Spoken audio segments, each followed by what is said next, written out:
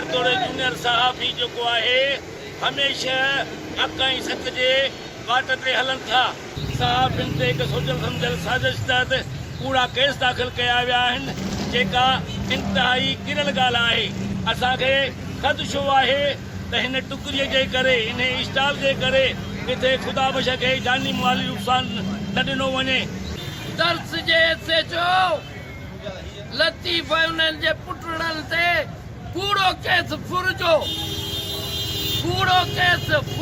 थाने जो ऐं हाणे हू चए थो त ख़ुदा बख जी 5 फुट जेको 1900 पाकिस्तान ठहण खां वठी हाजी यूसुफ जे वालिद साहब वेठो, हिन जो वालिद साहब वेठो, पर ॾाढनि खां वठी वेठो आहे।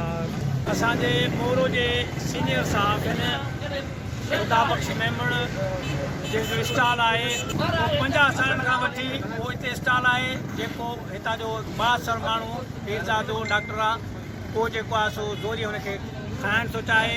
असीं उन जे इन कब्ज़े करण खे जी मज़म्मत कयूं था। राव लतीफ़ अहमद ऐं उन जा पुट उन्हनि ते दस थाणे ते कूड़ो केस दाख़िल कयो आहे। असां पाण उन सख़्तु विरोध कंदा। भाऊ लतीफ़ जे पुटनि ते या उन ते कूड़ो केस दाख़िल करे उन खे असां मज़म्मत कयूं था।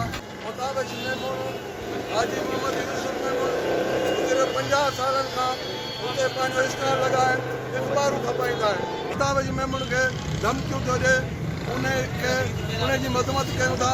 सीनियर साहब भी ख़ुदा बख़्श मेमण खिलाफ़ जेके केस दाख़िल कया पिया वञनि, जेके साज़िशूं कयूं पिया वञनि। केस ग़लति जी ख़बर पई आहे ख़ुदा बख़्श मेमण साहब सीनियर साहब भी आहे उनजो अतकार जो स्टाइल आहे शाही बाज़ार में जेको 50 सालनि खां असां पाण न रहंदासीं स्टाइल ॾिसंदा रहंदासीं। उन ते बासरनि जो कब्ज़े जी शिकायतूं आहिनि त बासरनि कब्ज़ो कयो आहे उनखे असां ॿाहिरि जेका सो कंडेम करे थी ऐं असां उन बासरनि में जेको मतिलबु चऊं था इहो कब्ज़ो फ़ौरन ख़ाली कनि जे करे न असां पंहिंजे साहब सां गॾु आहियूं ऐं हर जेको आहे फ़ौरन ते गॾु रहंदासीं ऐं उन ख़िलाफ़ सख़्तु कार्रवाई कंदासीं इनशाअल्लाह ताला। इहो जल्द खां जल्द कब्ज़ो ख़तमु कनि।